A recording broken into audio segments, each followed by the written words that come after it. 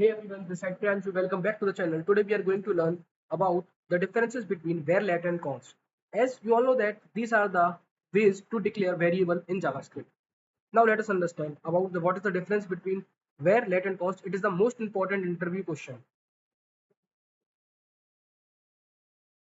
So let's start.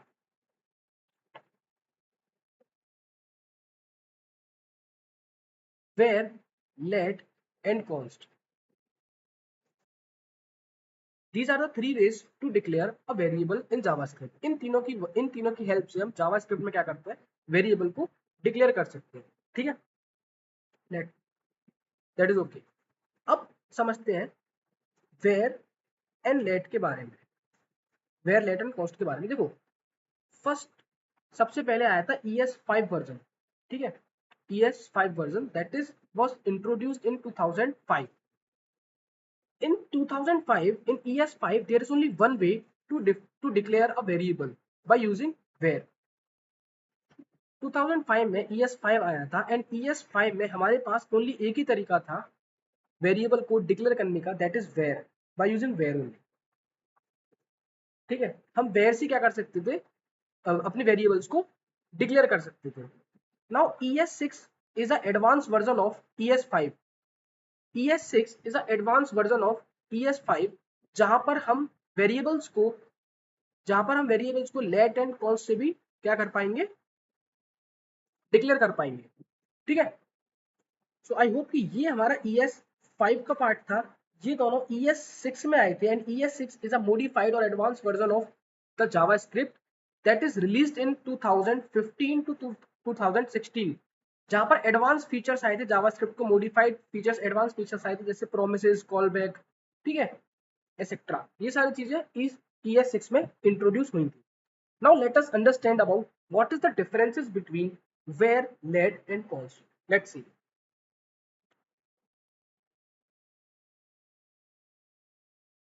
So I have let over there, where and const.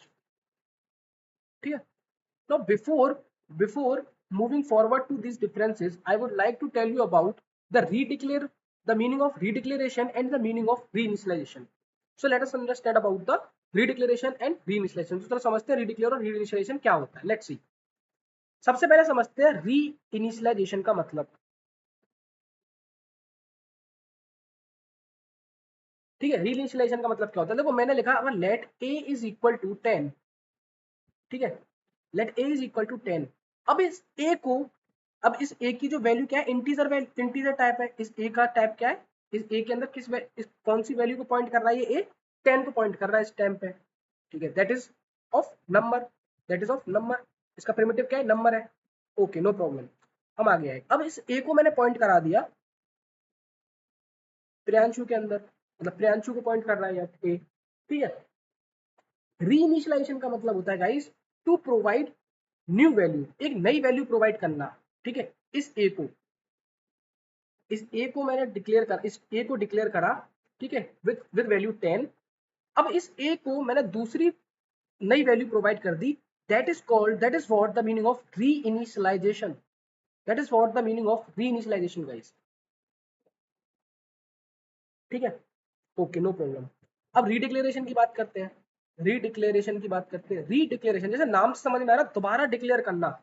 मैंने let a is equal to define कर दिया 10, मतलब ये declare कर दिया मैंने एक बार. अब इसको दोबारा से रीडिक्लेयर कर रहा हूं. Let a is equal to 20. That is a is equal to 20. So that is what the meaning of redeclaration का मतलब ये होता है. ठीक है, बट गाइज, ठीक है, रीडिक्लेरेशन का मतलब ये होता है, लेकिन जावा स्क्रिप्ट में लेट के अंदर रीडिक्लेरेशन पॉसिबल नहीं है. ठीक है, आई होप कि आपको ये समझ में आएगा रीडिक्लेरेशन और रीइनिशियलाइजेशन का मतलब क्या होता है. भी समझते हैं. तो यहाँ पे मैं लिखता हूँ रीडिक्लेरेशन, यहाँ पे मैं लिखता हूँ रीडिक्लेरेशन, यहाँ पे मैं लिखता हूँ रीइनिशियलाइजेशन.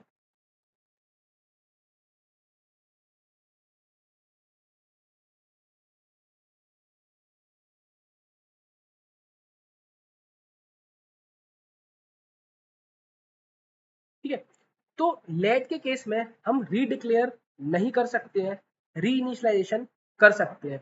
वेयर के केस में हम री डिक्लेयर भी कर सकते हैं, री इनिशियलाइजेशन भी कर सकते हैं। कॉस्ट के केस में ना हम री डिक्लेयर कर सकते हैं और ना हम री इनिशियलाइज कर सकते हैं। So that is what you have to be remember, that is important. Let के केस में गाइस हम री डिक्लेयर नहीं कर सकते हैं और री इनिशियलाइजेशन कर सकते हैं। फेयर के केस में दोनों कर सकते हैं और कॉस्ट के केस में दोनों नहीं कर सकते हैं। ठीक है, अब इसको थोड़े से एग्जांपल से समझते हैं।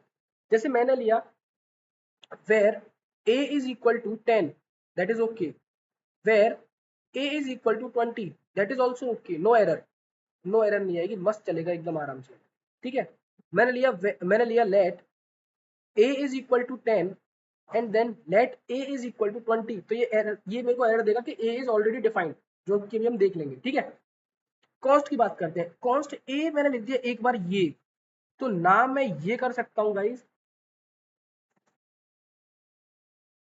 ठीक है, और अगर मैंने एक बार लिख दिया const a is equal to 100 और फिर a इज इक्वल टू 100 लिख दिया और फिर कॉन्स्ट, इसको रहने देते, const a is equal to मैंने लिख दिया प्रियांशु, तो मैं ये भी नहीं कर सकता हूँ, दैट इज नॉट, ना मैं री इनिशियलाइज कर सकता हूँ ना मैं री, ठीक है, 10 प्रियांशु अंशिका ये आएगा देखो नाम। ठीक, आई होप कि आपको समझ में आया होगा। अब कॉन्स्ट पर देख लेते हैं। कॉन्स्ट मैंने लिखा r, r is equal to 10, I can not change the value of r, console.log are,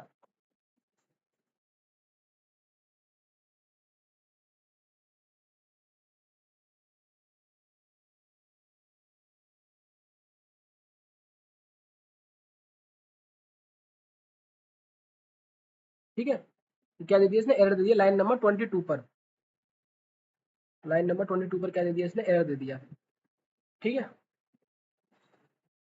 अब एरर समझते हैं, एरर क्या दिया, इसने क्या बोला है, type error assignment to constant variable, जो हम नहीं कर सकते।